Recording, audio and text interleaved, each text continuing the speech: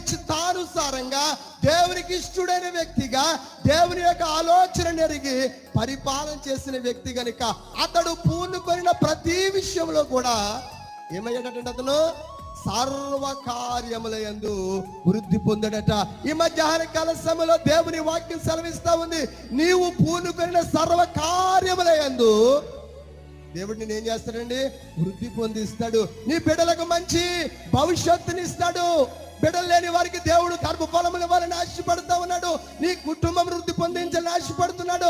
మన సంఘములోని యవనస్తులకు దేవుడు మంచి ఉద్యోగ అవకాశములు ఇవ్వడం ద్వారా వారి బ్రతుకులను మార్చాలని ఆశపడుతూ ఉన్నాడు. నువ్వు పూనుకొనిన ప్రతి పనిలో దేవుని నామాన్ని బట్టి ప్రార్థన చేసి ఈ కార్యం నేను చేస్తానని ముందుకెళ్ళండి.